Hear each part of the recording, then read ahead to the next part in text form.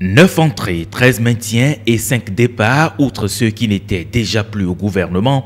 Ainsi se présente l'architecture de la nouvelle équipe gouvernementale constituée par le président Patrice Talon. Sur la liste des départs, outre ceux de Candide Azanaï et de Hervé Réromain qui étaient partis un peu plus tôt du gouvernement, Delphin Koudandé, précédemment ministre de l'Agriculture, de l'Élevage et de la Pêche, doit céder sa place. Lucien Kokou, qui dirigeait le département de l'enseignement secondaire technique et de la formation professionnelle, sort également du gouvernement. Sortent aussi de l'équipe gouvernementale Rafiatou Monroe, précédemment en charge du ministère de l'économie numérique, Anjoun Koué, alors ministre du Tourisme et de la Culture, et Lazare Serhuito.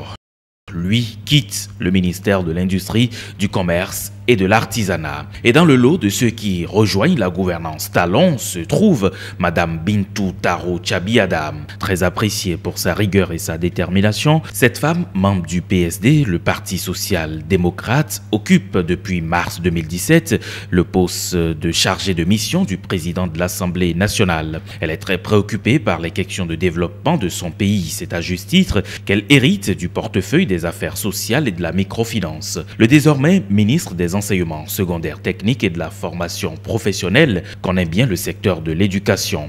Nommé depuis février 2017 à la tête de la direction des examens et concours, le professeur Maouyon Kakbo, puisque c'est de lui qu'il s'agit, a organisé avec beaucoup de succès les derniers examens et concours nationaux.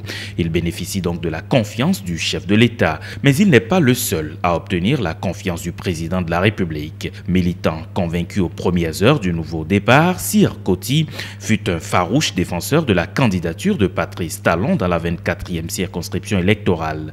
Ce fils d'Agonli a occupé des postes de responsabilité, notamment chargé de l'énergie dans la sous-région UEMOA. Il hérite du portefeuille des infrastructures et des transports. L'ancien directeur de cabinet du ministre de l'économie numérique et de la communication fait aussi son entrée dans le gouvernement. Membre du cercle d'études des jeunes du Parti du Renouveau démocratique, Serge Arissou devient le nouveau patron de l'industrie et du commerce. L'ancien maire de Parakou, Samo Seydou Adambi, et député de la 5e législature, entre aussi dans le gouvernement 2 de Patrice Talon. Il était précédemment coordonnateur du programme d'urgence de gestion environnementale en milieu urbain Pugému. Il a désormais la responsabilité de conduire le département ministériel chargé de l'eau et des mines. L'ancien maire d'Abomey, Alain Fortuné Nouati, quant à lui, est nommé ministre délégué auprès du président de la République chargé de la défense nationale. Homme politique, il est appelé à jouer un rôle important